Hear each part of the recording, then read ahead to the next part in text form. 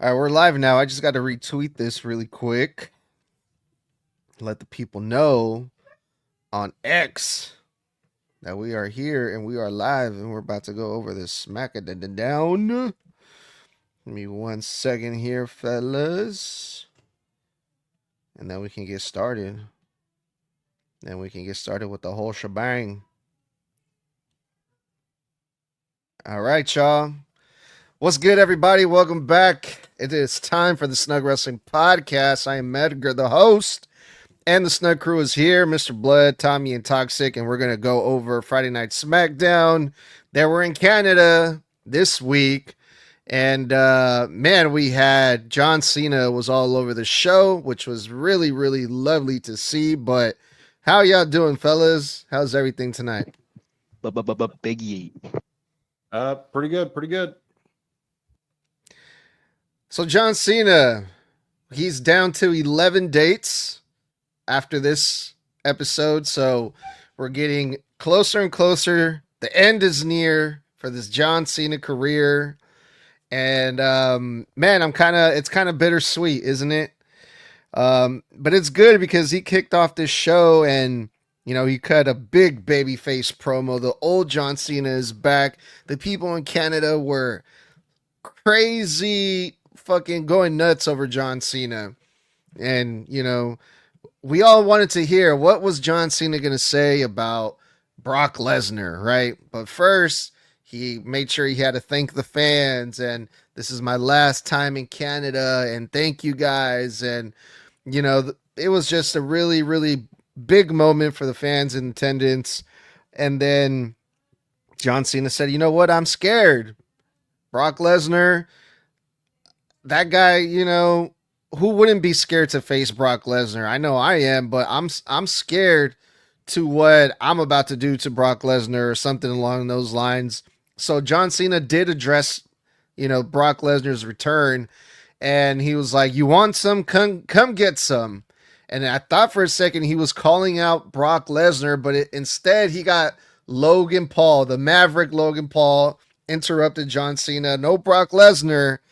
And I thought this was interesting because if you guys recall, not that long ago, Cena and Logan Paul were on the same page. They were tag teaming together, but now they're on the opposite ends. And we got a match set up. We got two matches set up. A match at Clash in Paris, John Cena versus Logan Paul, and also the main event for SmackDown is a tag team match. It was Cody and John Cena versus Logan Paul and Drew McIntyre. After Drew McIntyre and Logan Paul attacked John Cena, Cody Rhodes came out for the save. But I was really hyped for this opening segment because we got a match at Clash in Paris. We got a star-studded main event. We got to see John Cena. We got to see all these stars to kick off SmackDown. And I thought, holy shit, this is great. But what did you guys think? I thought it was mostly fine. Crowd was hot tonight. Cena coming out, giving a very long-winded babyface promo that we've heard him do 1,000 times before. I like that he said, you got to take it all in while you can because it doesn't last forever. I thought was a really nice kind of poignant, very kind of a coffee in the morning type of realization like, oh, wow, yeah, we are on the back nine, so to speak, of this farewell tour. And 11 dates, I feel like we've been on 11 dates for like a month and a half. I'm at a point where I feel like they've been adding dates because I don't know how between this appearance, his Friday Night Smackdown appearance, his pay-per-view appearance, the time before that when he was the 2 times he was in a promo with Cody Rhodes fighting, one when he got to the table, the other when they were arguing over the real John Cena. And I'm just like, bro, like, didn't y'all tell me like that was 15 dates left like 7 dates ago? Like, but as far as it's concerned, I'm a little annoyed because I genuinely did not need Logan Paul to have a match with Cena before he goes. I feel like it's a waste. I don't feel like Logan's great and all. I just don't think he's done anything to deserve a one-on-one match with Cena on Cena's way out. Especially since literally, he won a tag match with with Drew McIntyre in what was essentially a handicap match, a glorified handicap match. And I'm just kind of like, okay, but anyone else could have come out here and gotten a one-on-one with Cena, LA Knight, anybody in the back, Carmelo Hayes, someone who's going to need an actual rub. I don't think there's any rub you could give Logan that would matter. I genuinely don't. And we just saw John Cena eat like 5 or 6 crossroads, right? And he put Cody through shit Logan couldn't dream of kicking out of. He put like legit. I doubt Logan can have the type of match with Cena that Cena just had with Cody. So I don't know why we need this after the fact. That being said, yay, match at Clash in Paris. I don't need to see it, but it'll be fine. And yeah, we got a tag match. I like how very quickly Cody and John just automatically became friends. I feel like they rushed that babyface turn back for John way too much. And it really showed here because I just didn't buy him and Cody being passing of the torch because they just flipped the switch back to babyface a week ago. And I'm supposed to just be like, yeah, he totally didn't just mug the fuck out of him 4 months ago with The Rock's help. Yeah, that's all water under the bridge. You split my forehead open. Now we're cool. Fuck you. You know what I mean? Yeah. Why Logan? Why does it have to be Logan? I was like, oh wait, is he calling someone out? Like, is he gonna have a match right here, right now with someone backstage? I thought it was gonna be Carmelo Hayes because hell, he's basically the Karrion Kross on SmackDown right now. Karrion is the person that needs to push on Raw. Carmelo is the person who needs to push on SmackDown. I thought it was going to be Carmelo, and then Carmelo Hayes and John Cena have a match at Clash in Paris because what a better way to put over Carmelo because Miz is like, oh, I beat John Cena, main event WrestleMania, me. So, and then Carmelo Hayes, a newbie, I guess you could call him, who beat a legend. I would say that's good, a good push for Mello, but just fuck Logan, dude. No, I'm kidding. Um, yeah, but I don't. I agree with Blood. Logan doesn't need this match with Cena. Yeah, completely agree with the both of you. He really doesn't. The entirety of Logan Paul is practically getting go away heat as it is. He really does not need anything else. If anything, at Clash in Paris, I would have gotten Brock Lesnar done and over with. Because we really just don't need this guy around. He's an ass, so we need to get Brock Lesnar as done and over with as fast as possible. Why the hell wasn't that the match at Clash in Paris?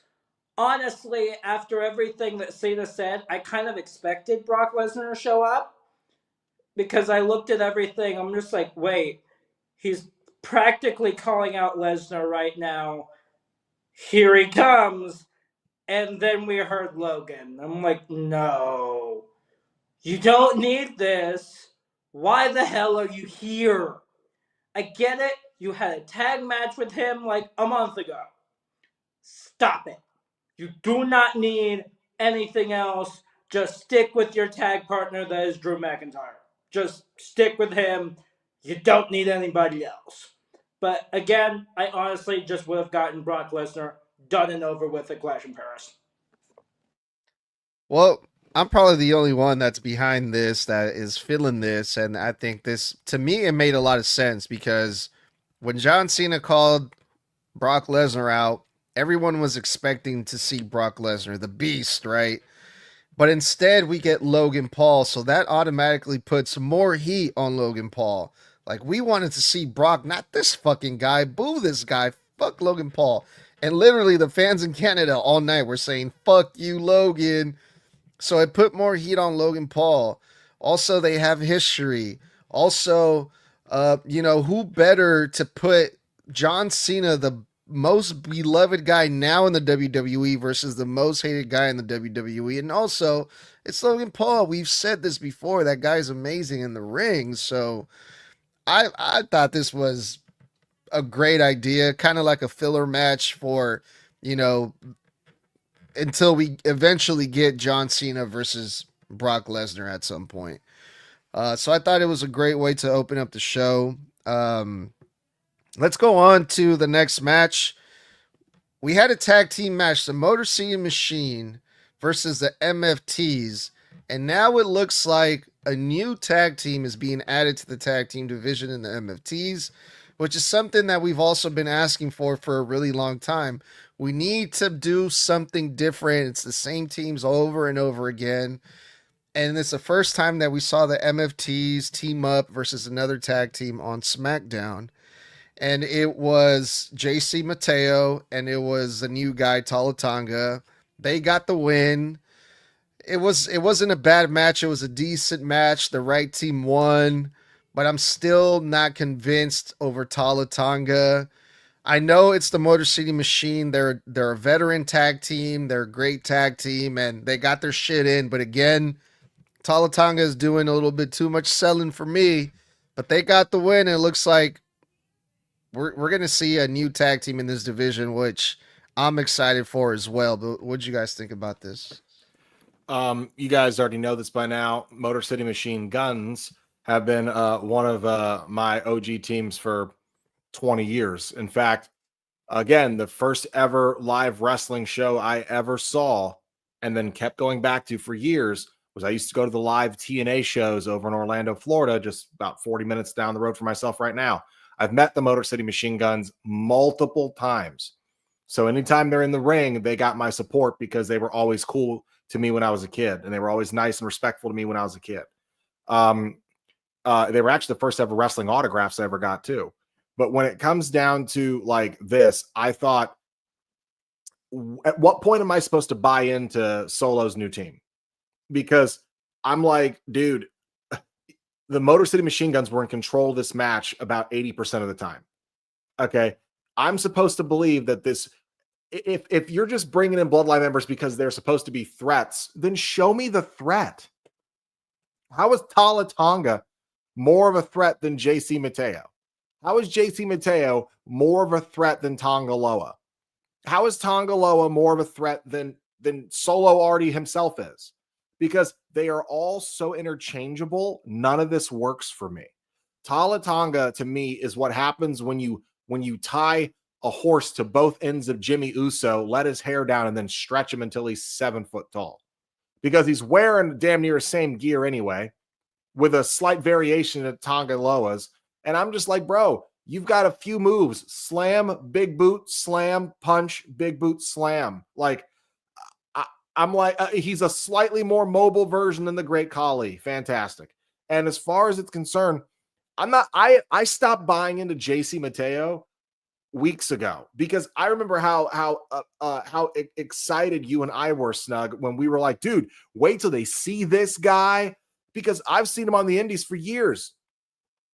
I don't know if they watered him down or if he's gotten lazy, but my God, is he boring to watch. And he was never like that before.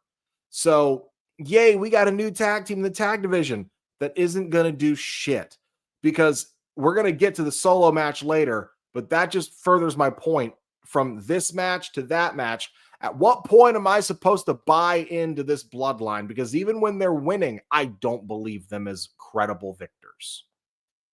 Yeah, just really quick, I want to add something too. You mentioned JC Mateo is boring. He looks bored himself during this match. I don't know if you guys noticed that, but when he was getting hit with clotheslines, he was kind of just like not really settling. He was just kind of just standing there taking these moves from the Motor City Machine Guns, and you know, he's just like, okay, let's get this over with. That's the feeling that I got from him in this match. I don't think it kind of feels like he's questioning why he signed with the company, because he got to do way more on the indies. I don't think when he got brought in, he was expecting to be thrown into a faction. I think when he got brought in, he was hoping they were going to let him run rampant at NXT or something, or be on the main roster. I don't think he was expecting to get paired up with a group and become just another foot soldier with no character development. And I wouldn't want that either. If you told me that I was going to come in and just be another background character in someone else's story, I'd be like, I'll just stay on the indies, bro, where I'm actually featured and I have personality. I'm sure the paycheck must be nice, but that's not really. It's not enough for someone who has their art form as their life. Well, that's not the motivation for everyone either. Exactly. He's probably like, he just, there's no motivation there. There's no spark there. There's no emotion. There's nothing. It's nothing. No, He's just there. And it's because they keep having him do the same shit every week. To all of our listeners, I would like to encourage you. Go on YouTube whenever you're done listening to this podcast, and I want you to look up JC Mateo before he was JC Mateo. And I want you to look up clips of him on the indies. And I want you to see the shit he's actually capable of. And actually see the difference between the version you're getting on WWE TV and the version they should have been giving to us that I fear they're going to make him hold on to until he splits from this group. Oh God, I already hate his name so much from just hearing it. I hate it more than I already did. Oh my God. I've been disappointed in Jeff because I swear I'm still not calling him JC Mateo, but I've been so disappointed because I know he can pull a bunch of shit out of his ass that he can use in the ring, but it's just, what are we doing? It's just like he's having the same matches every week. He's doing the same thing every week. And for what feels like, this is the first week that he didn't have the same match over and over again. Because he actually got put in with someone different, I should say. But it's just annoying. I would like to remind you, we're talking about a guy who's a former Olympian. This guy's an Olympian. Yeah, Joe Tessitore even said that. I don't even know what he said. That's how much I believe it's 2003 or 2004 Spring or Summer Olympics. I didn't even pay attention to this match. That's how much I didn't care. And Tala, it's exactly what Blood said. He's a more movable and capable version of the Great Khali. Great. I'm not happy with it though. Yeah, every time I see Hikuleo wrestle right now, the first thing that pops into my head is, great, you're another big guy with a very limited movement. That's about it. About you learn how to do other things. Maybe watch past matches with Braun Strowman and learn from those damn things. Because you are very, very limited. You need to learn some more. This match itself, I honestly wish it didn't happen tonight. Because of how brutal that TLC match was, I kind of think that Motor City Machine Guns were insane. But then again, this is the exact same tag team that won the tag titles right after another match. So, clearly the Motor City Machine Guns are already insane.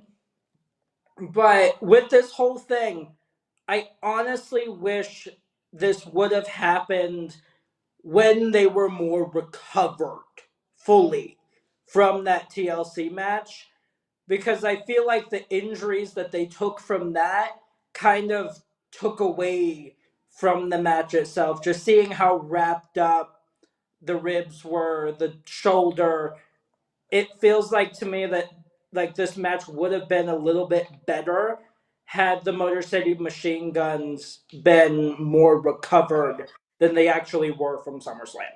If I might add to that point you just made, Tommy, the fact that they are less than a week removed, like 5 days or so removed from that match, 6 days removed from that match, in wrapped in tape, bicep, waist, injured, they're hurt.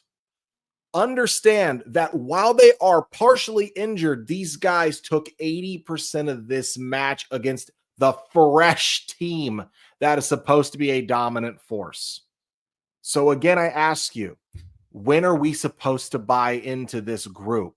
You can add new members all day, but if an injured team can come in there and put work on you for 80% of a match, at what point are you supposed to be considered a threat? Yeah, and also I don't think anyone should be like, damn, I need to learn how to wrestle. I'm gonna go watch some Braun Strowman tapes. I don't think anyone should fucking do that, first of all. But there's nothing wrong with not doing a lot, okay? In pro wrestling, you don't have to do a lot. You just have to be convincing, okay? You're a big ass dude, Talatanga. Like, and you're wrestling the Motor City Machine Guns. They're a great tag team, but I don't know, man. Be a little more threatening, a little more like let them bounce off of you a little bit more, like fucking make yourself look stronger, bigger, more threatening. I don't know. But until then, I don't really give a shit, like Mr. Blood said.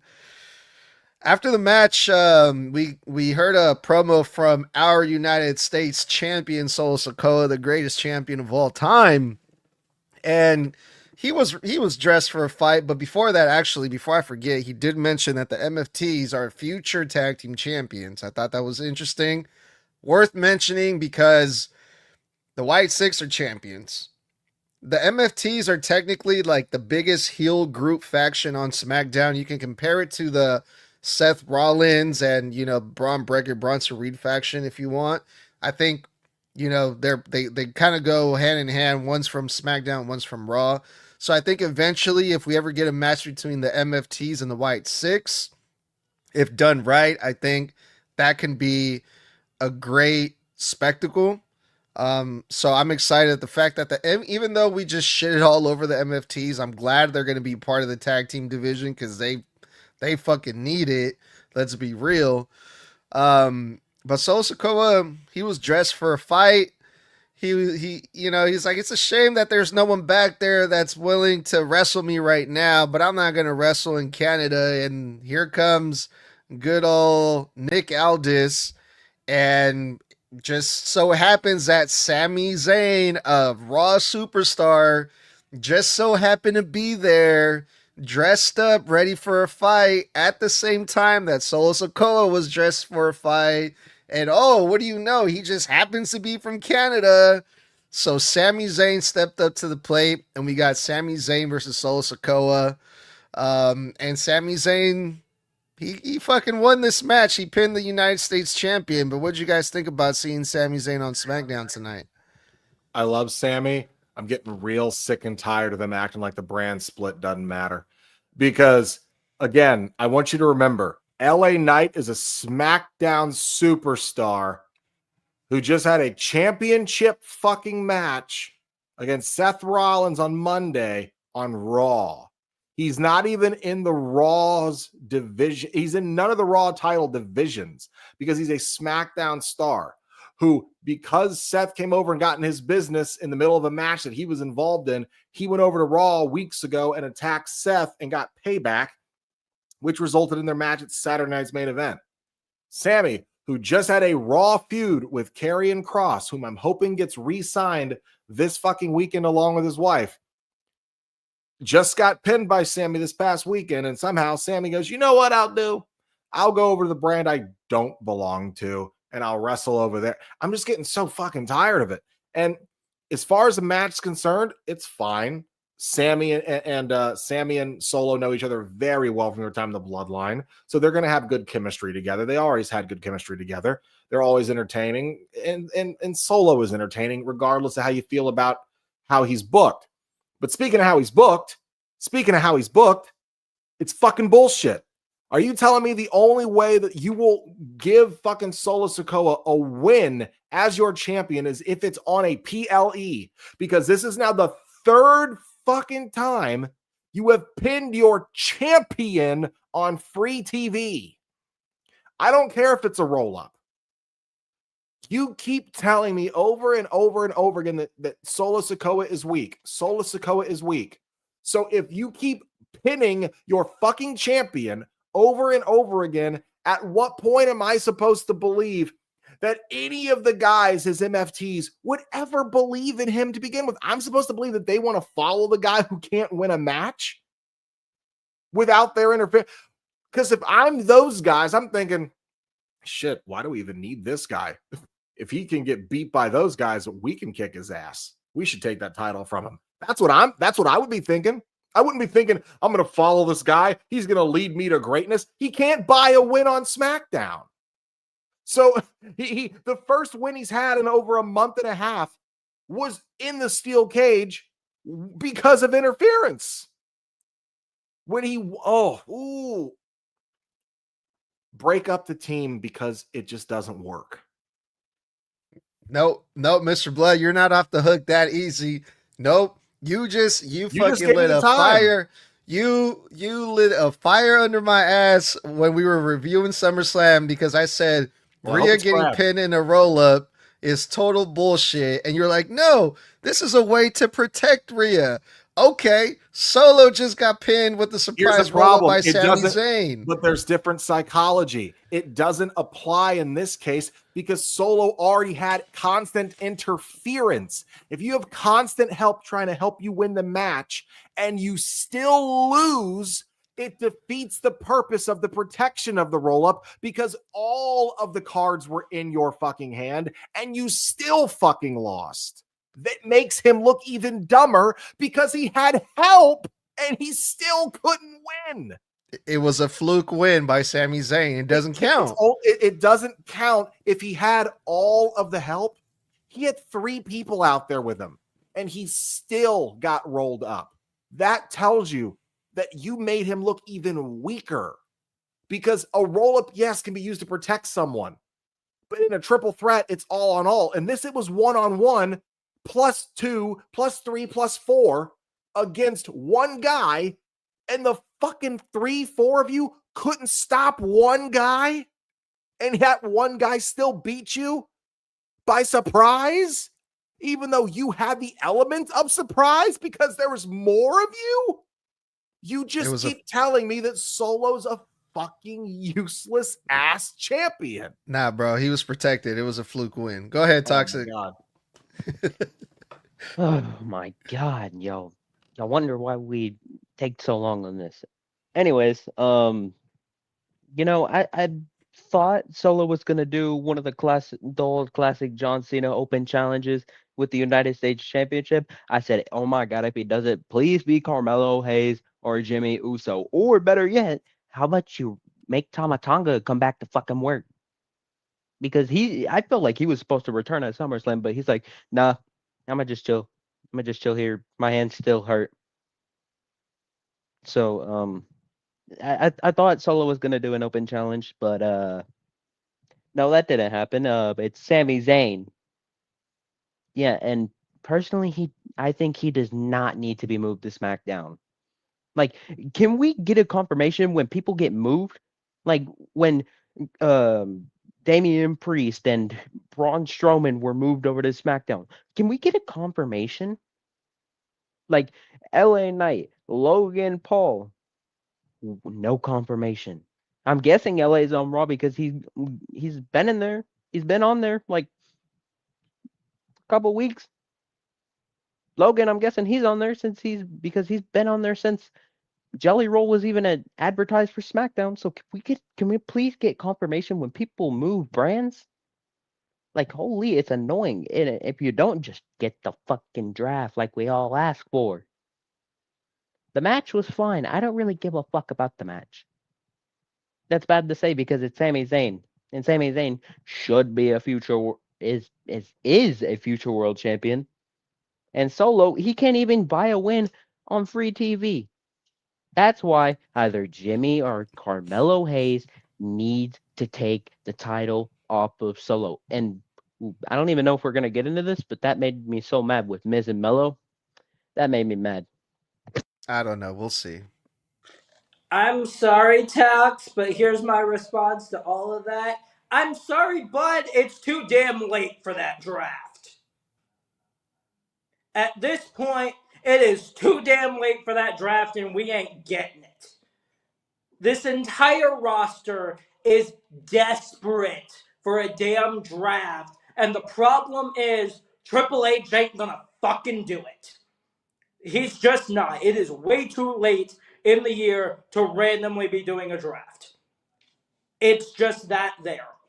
So we're not getting it, unfortunately, which screws everything over. I do completely agree that this entire thing is super, super desperate for a draft.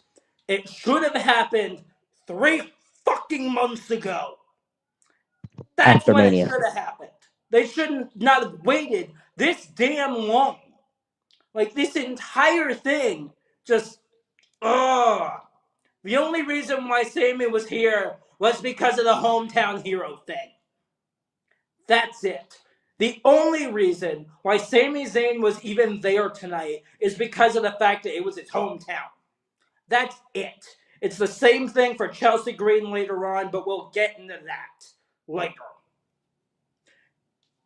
The only reason why both of them are even here tonight in the damn first place is because of the fact that they're both Canadian. That's it. This entire match was iffy for me. I didn't really give a shit because, as Blood said, everything with this entire match just made Solo Sikoa feel so much weaker than he actually is. Stop pinning your damn champion on free TV. Just quit it. I forgot what I was going to say. I was going to add something to it. Oh, yeah.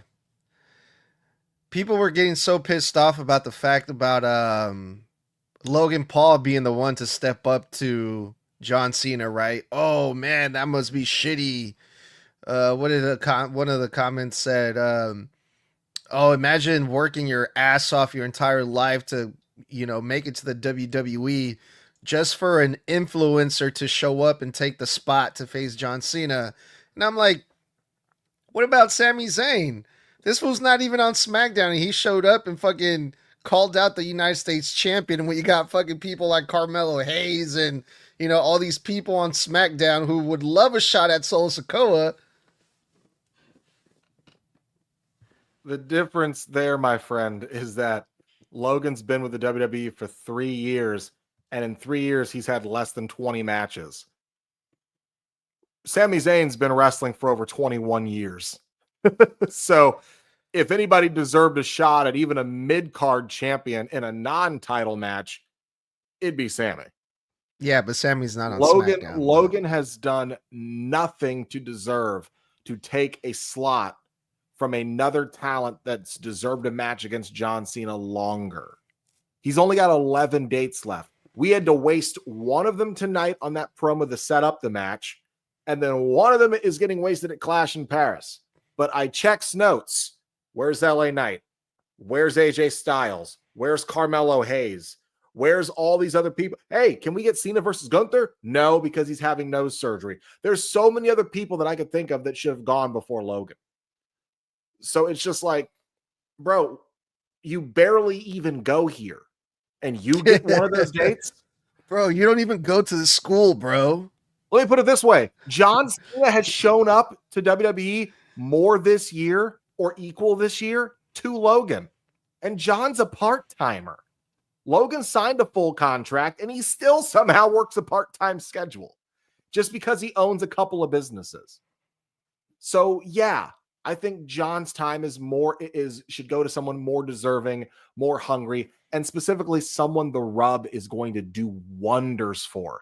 Logan beating John won't do shit for Logan. He's not going to. Exactly. He already got to face Roman for a title, for fuck's sakes. You think going up against John is going to mean more than Roman at his peak in the bloodline? Come on. All right. Speaking of, wasting people's times and not deserving of, I did not deserve this next segment, this god-awful segment with Charlotte Flair and Alexa Bliss, where they fucking handed each other dolls, or they gifted each other fucking dolls on national TV. And this was the most kiddiest, childish shit I've seen on SmackDown, and I don't know how fucking long. Somebody needs to end this, whatever it is that they're trying to do, because it's so fucking embarrassing and so cringe to watch. But what did you guys think? I think I'm going to call bullshit on everything you just said. Are we forgetting Bailey and the Bailey buddies? Are we forgetting? I Yes, don't we know. are. Are we forgetting the late great rest in peace Bray Wyatt with the Firefly Funhouse and all of his puppets and his Muscle Man dance? Because that wasn't more cringe than someone No, it celebrating wasn't. their birthday. No, Someone it celebrating wasn't. their birthday wasn't more cringe than a grown man in his 30s with his fucking shirt tucked in and a sweatband on, telling you, do the Muscle Man dance and shaking his ass in the camera. That wasn't more cringe. Come No, it on. wasn't. I mean, Jesus Christ, what are we talking about here?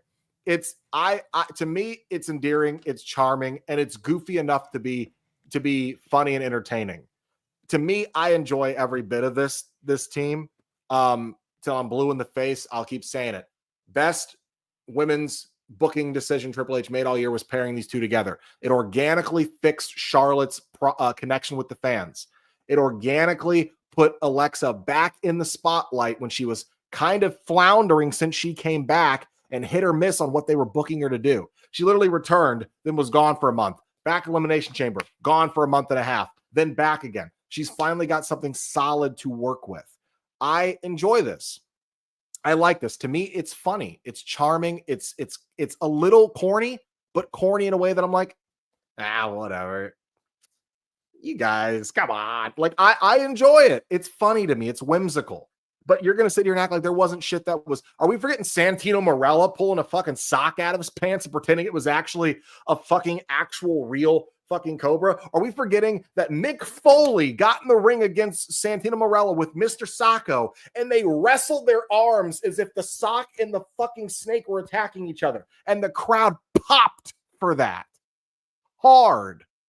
I'm sorry, two grown men rubbing two socks together in the ring popped the crowd. I don't think the fans find this as cringe as you think they do. This was trash. This was garbage. The whole hype around this whole fucking thing was a hug. Like, they teased the hug and then they got interrupted. So now that's what we have to look forward to, is Charlotte Flair and Alexa Bliss hugging. And it's worked Really? before. It's worked before. It worked with Charlotte and Garbage. Becky and Hell in a Cell. It was. Are you forgetting Team Hell No? How many weeks the fans chanted for Kane and Daniel Bryan to hug, and when they finally did, the crowd erupted in a standing ovation. This is not Trust it. me, the That's not WWE that. fans, the WWE fans pop for two grown men hugging. Daniel Bryan jumping onto Kane like it was his wedding night with his legs wrapped around his waist, and the fans pop for that. This is not more cringe than a hairy man jumping on a 7-foot tall guy and wrapping his legs around him, and then they go to therapy together for 3-week sessions. Come on. Kane and the Danielson fans loved it. Kane and Danielson were never fucking pretending to, oh, we're friends, but we're not really friends. Oh, Yes, they did. I'm gonna that was gift their you entire thing. I'm gonna give you a doll, bro. And this is like, we're grown ass men, but we're gonna give you a doll. We're gonna do these silly things to each other. Like, dude, no, dude, this is not. They the literally same. sat at a diner and pretended to have an orgasm over pancakes with fucking Mae Young there. That's That was a whole entertaining. segment. That's entertaining. This is not. But go Little ahead, Toxic. People's Court. DX went to Little People's Court over a midget discrepancy with Hornswoggle. That Look, was half a night of segments. If Alexa Bliss and Charlotte can actually be funny and entertaining, I will admit it. This is not funny or entertaining. But go ahead, Toxic. Okay, Snug, I think you're just being an old man and don't enjoy any fun, so screw you.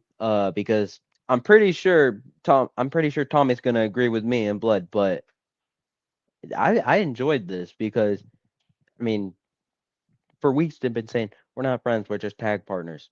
Okay, that the people in the crowd want them to actually be friends. So, and I agreed, the Charlotte doll, that is a little cringy, but Alexa's no, because that's a little bit of an homage to when she was Firefly Alexa. So,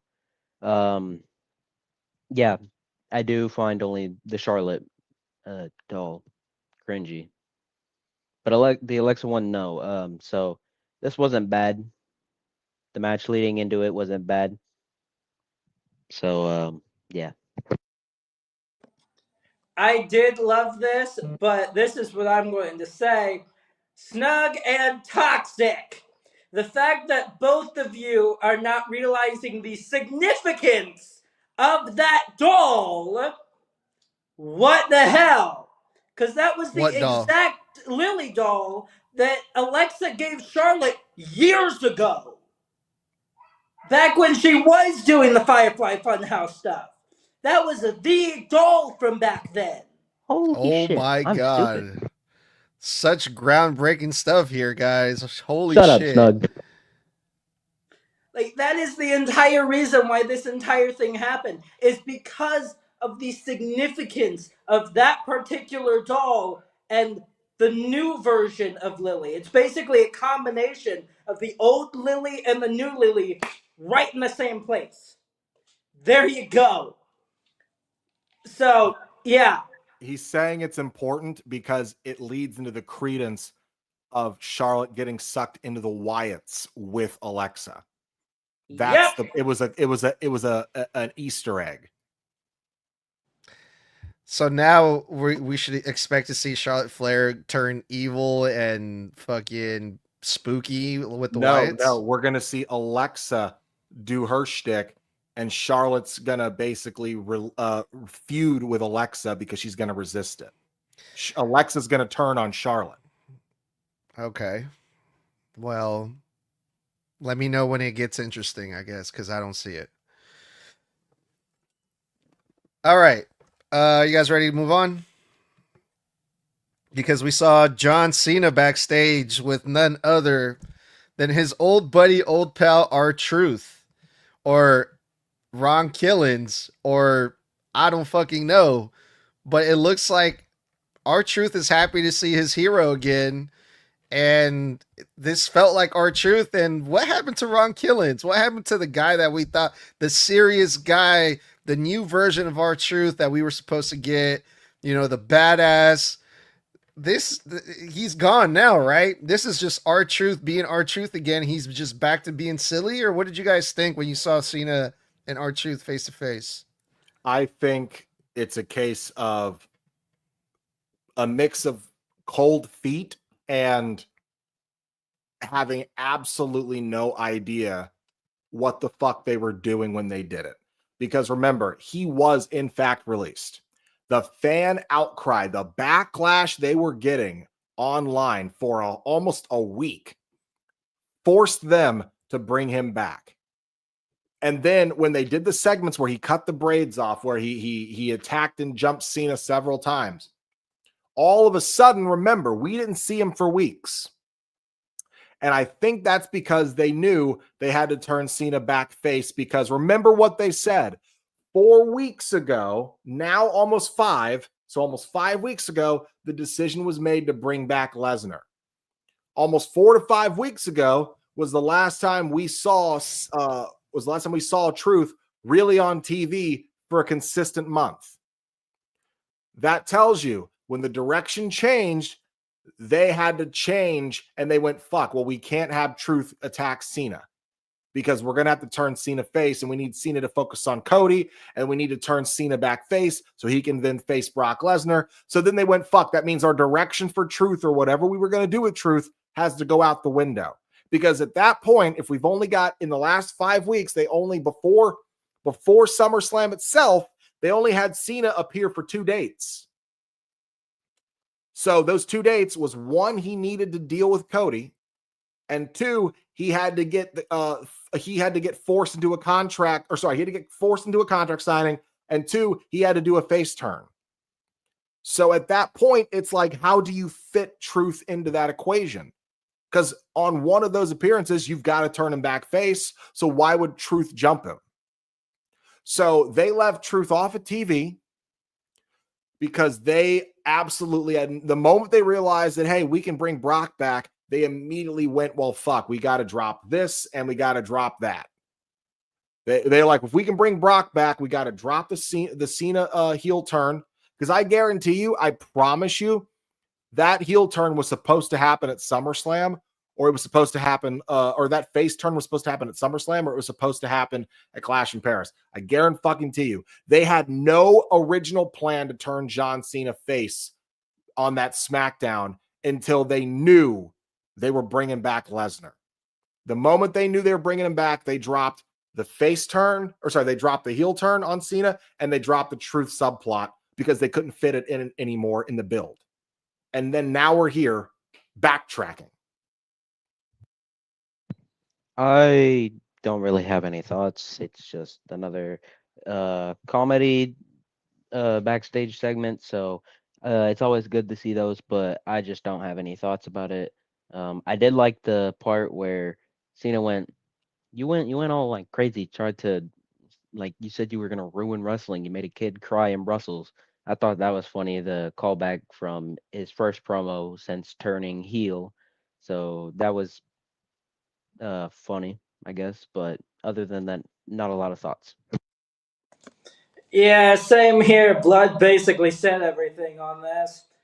But the entire thing is just one massive callback to the first promo that Cena put out when he was heel. Just this entire thing is, oh yeah, like this, that, and the other thing. I'm like, why are you saying this to R-Truth of all people?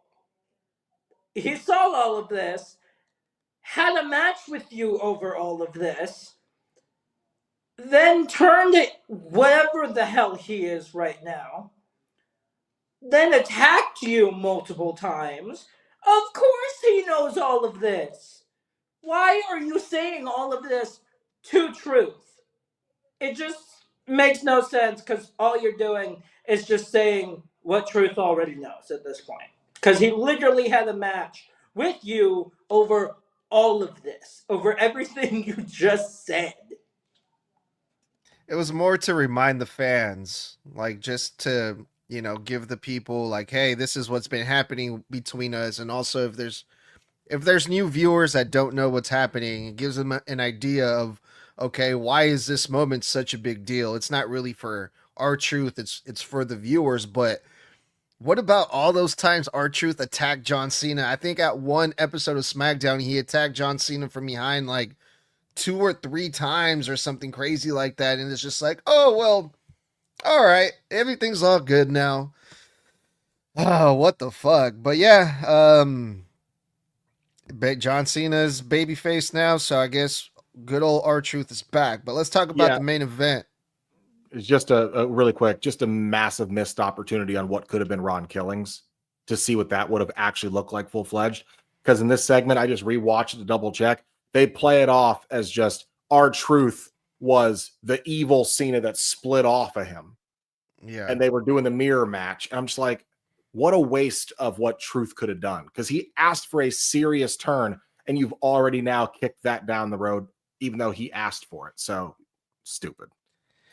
All right, the star-studded main event tag team match: Logan Paul and Drew McIntyre versus the team of Cody Rhodes and John Cena. And I absolutely love this, man. I mean, we had the star power.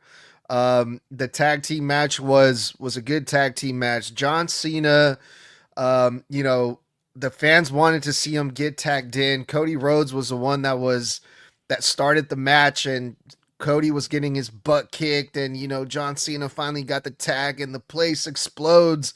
John Cena hits that "You Can't See Me," and this match ended in a DQ. Logan Paul low blows John Cena, so Cody and Cena won. But it makes sense because if John Cena and Logan Paul are gonna have a match at Clash in Paris, John Cena can't pin Logan Paul, at least not yet. And also we have that they're building up, and also it looks like we're starting to see the beginning of Drew McIntyre versus Cody Rhodes, which I'm also super excited about. After the match, Drew McIntyre attacked Cody, and he was looking at the belt, and when he was looking at the belt, it hit me. I'm like, okay, now I see why they did this. But it was kind of bittersweet because it's like, man, this is going to be Cody's first opponent, Drew McIntyre. I'm gonna be that guy and just be like, "There's no way Drew McIntyre is gonna beat Cody." But at least we get to see Drew McIntyre in the title picture, which is always great to see. But what did you guys think about the main event? I knew what this main event was going to be the moment that we got the match announced or in the beginning of the show, because there's no way you were going to have Logan get pinned, and there's no way you could have Drew get pinned, and you can't have Cody, your newly crowned champion, get pinned, and you can't have John Cena going into Clash in Paris get fucking pinned. He just lost on Sunday. So you have the match where 4 guys can't lose because you're building 2 different angles between all 4 of them and need to keep all 4 of them strong. It had to be a DQ, which I think is 1, a cop out, 2, smart, but 3, just don't make the fucking tag match at all. You could have had a segment that set this up rather than the match, which was kind of like a very quick match, by the way. This was like 6.5 minutes, like 7-8 minutes. It was not long. And then it ends in a low blow. Okay, so you got Cena getting a taste of his own medicine. Okay, that's great. Am I excited to see Cody versus Drew? That's a fun prospect. And one, it would be very nice to see Drew back in a world title picture. He has been out of it for a very long time, and he deserves to be up there. However, that being said, I think this was a double-edged sword. Though we set up these angles, it made one thing very clear to me. I am much more excited to see Cody versus Drew than I am to see John Cena versus Logan. And I think that kind of hurts John Cena versus Logan, even though people already don't care to see it. The majority of the people are already mad at it. And I doubt most people really think that Logan's going over on Cena. So you set up 2 matches with 2 pretty easily determinable foregone conclusions. Cena wins lull and Cody wins lull. So it kind of makes you feel, man, Clash in Paris really must be a filler-ass pay-per-view now, isn't it? I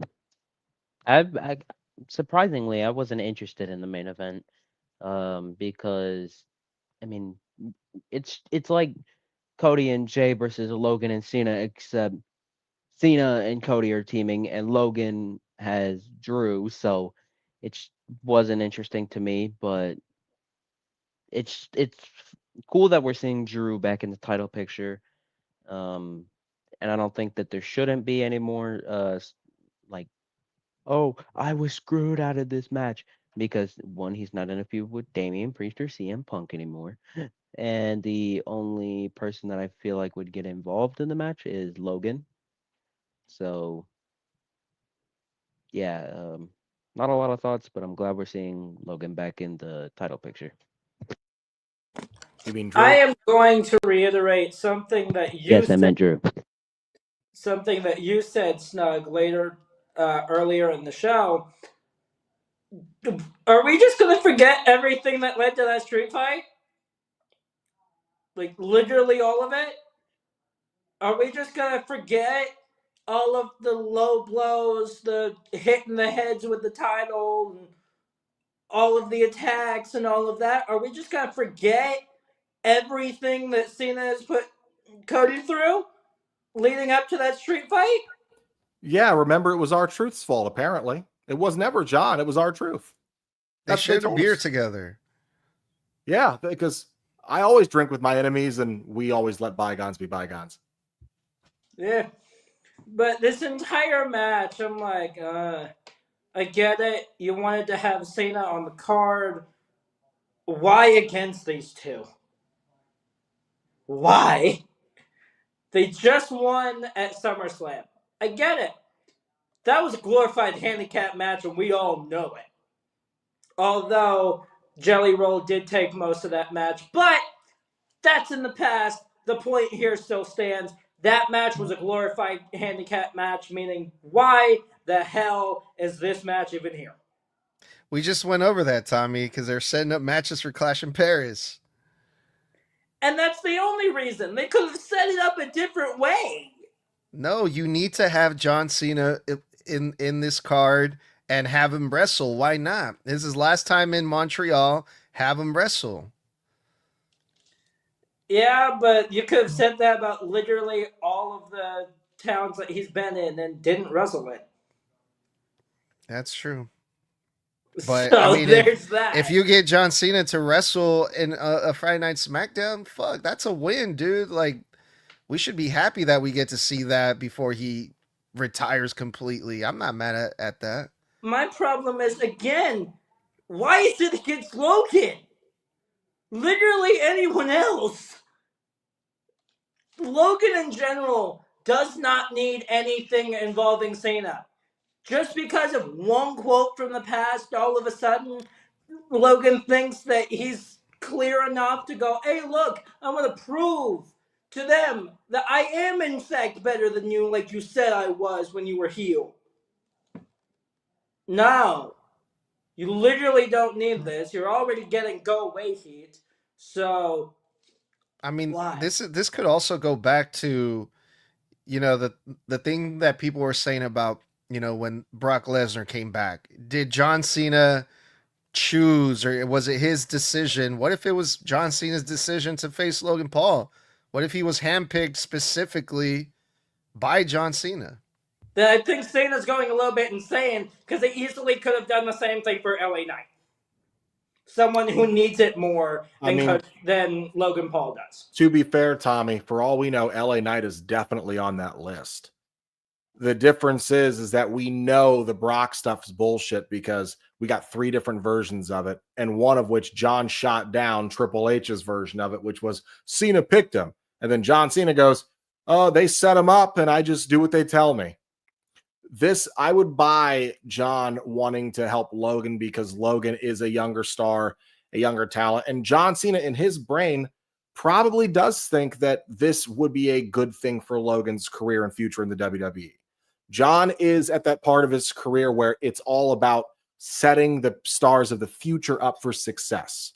He is a mature, very, very fair veteran who is a very unselfish veteran. He's going to put over that young talent. He's going to. That's why he's going so far out of his way to make sure that the torch gets passed to Cody. That's why tonight when he said the champ is here, he pointed at Cody. So I don't hate that he's versing Logan. I just wish, like you, we could have just stuck with what we set up. You just set up Brock. Now we've got to wait longer to see that and get that over with. And I'm telling you now, I swear, Brock Lesnar better not be Cena's last match. Holy fuck, I'll be mad. No. Brock does not need to be the one to retire Cena. He already got the streak. He don't need nothing else.